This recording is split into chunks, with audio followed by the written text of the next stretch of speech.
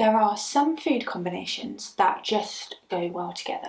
And then there are some food combinations that you just think, my God, what past horror are they trying to atone for to create this Frankenstein's monster of a dish? Today's recipe, I feel, is going to be of the Frankenstein's monster variety. And it is from Mrs Beeton's 1861 Book of Household Management.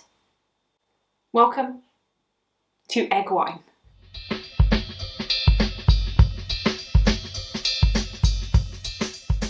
Combining eggs and alcohol isn't new to Mrs Beeton. We still enjoy things like eggnog at Christmas, and some winemakers swear by putting egg whites into their wines and it apparently reduces the tannins.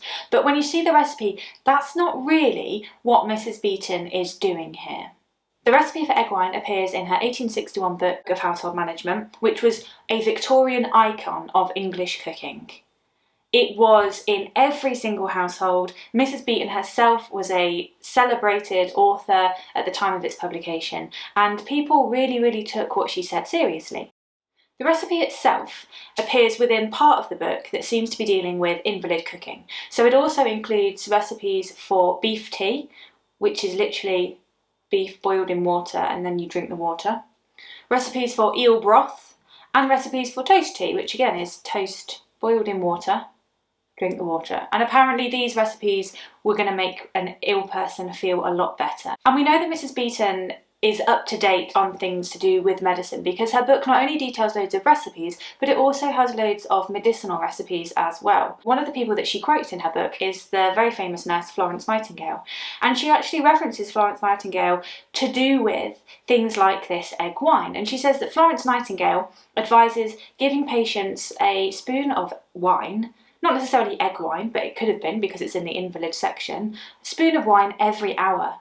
And then, a little worryingly, she also says that some patients of a weak disposition have reluctance or difficulty swallowing this and need to be encouraged, which does not bode well for me. I feel really sorry for those ill people who were laid up in bed and she comes bustling along trying to force them to have this cold, eggy wine mixture. So, wish me luck, and here's the recipe for egg wine.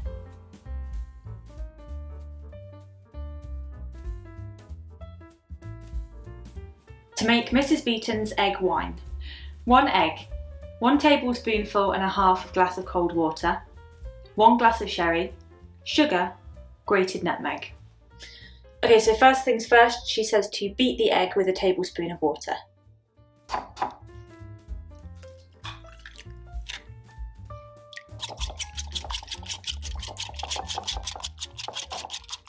And then the next step is to set aside your beaten egg and then add in the leftover water and the sherry to warm it up to make the wine. So I'm going to start by pouring out the sherry.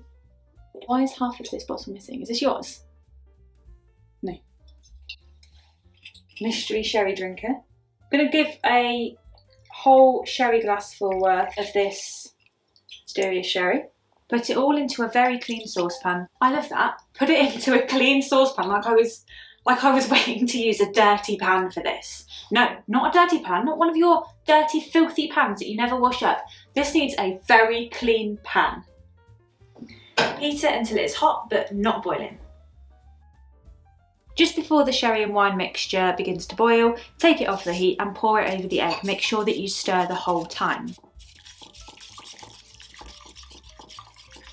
Add as much sugar as you think you're going to want. I add about 1.5 teaspoons and grated nutmeg.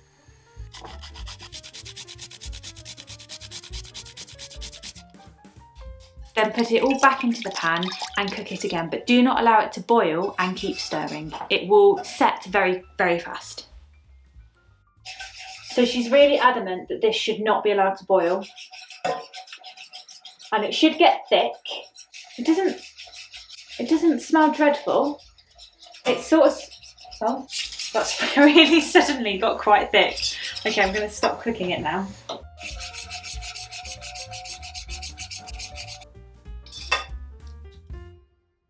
And while I psych myself up to try it, here's a brief history of Mrs Beeton.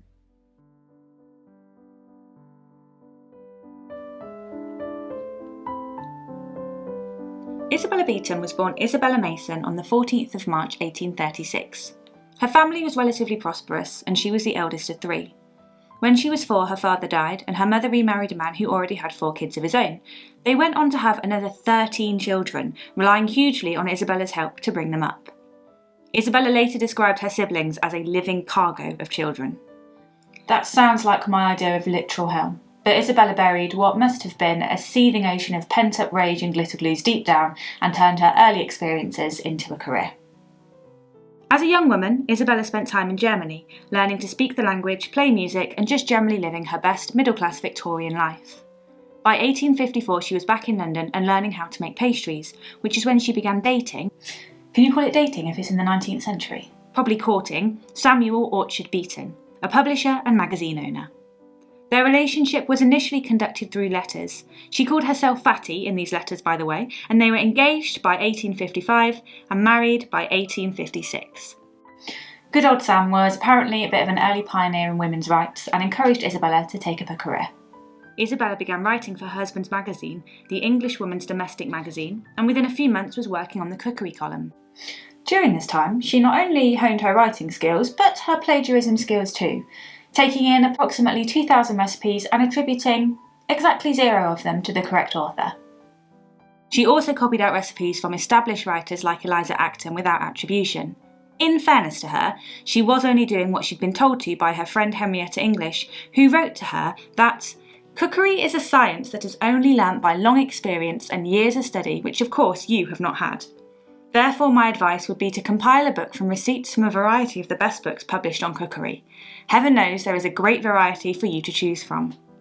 UK copyright law didn't become statutory until 1911.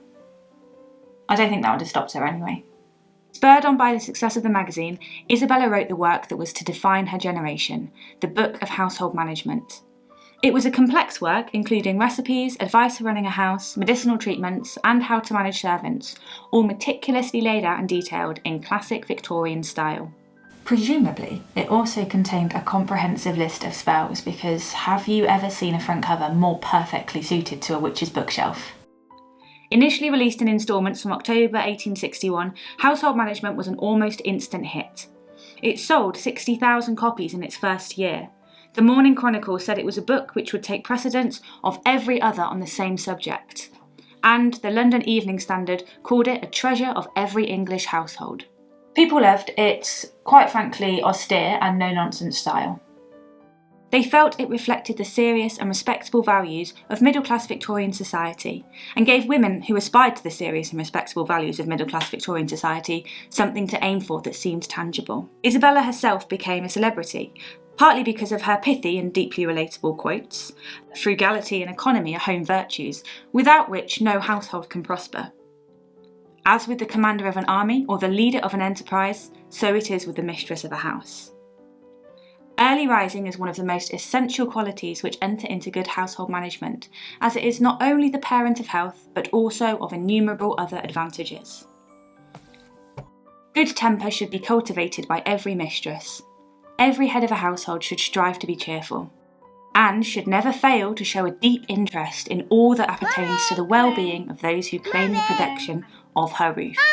Yeah, coming! Sadly, it didn't end well for Isabella.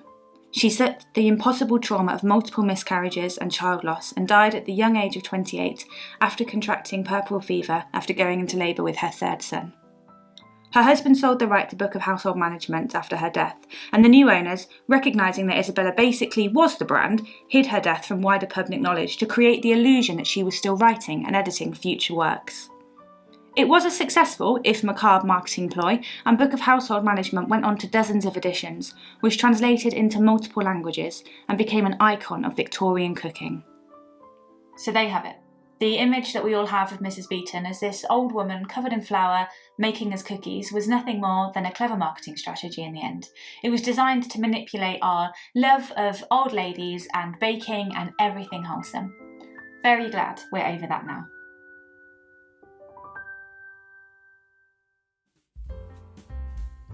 Once it's cooked, pour your egg white frog spawn into a glass and top with grated nutmeg. So here is a glass of delicious egg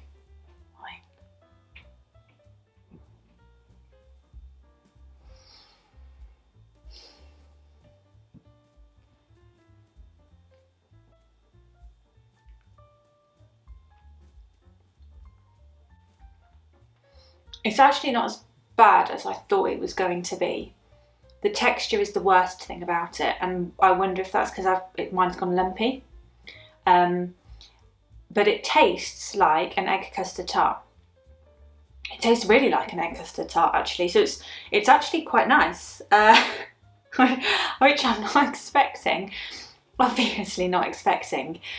But the texture is really, really unpleasant. You have to fight through it a bit. It's quite custardy. It's quite sharp. You can still get some of the sherry in it, but it tastes like an egg custard tart. That's the only way I can describe it. That is the closest thing that I've eaten that tastes like it. It's not dreadful. It's really not. And maybe if it was made by somebody who had a lot more skill, it could even be really pleasant, because they would get the texture to be really nice, smooth consistency. Maybe I cooked it too high, so it scrambled and it should have been on a lower flame. It is what it is. And with toast, I can imagine it's actually probably, when you're eating it, better. And that's quite weird again, because now it's like toast and custard, which is a bit weird. Don't eat it with toast. Don't eat it with toast. Make it if you like custard and you're good at making smooth custards anyway. Make it, definitely try it, and let me know what you think.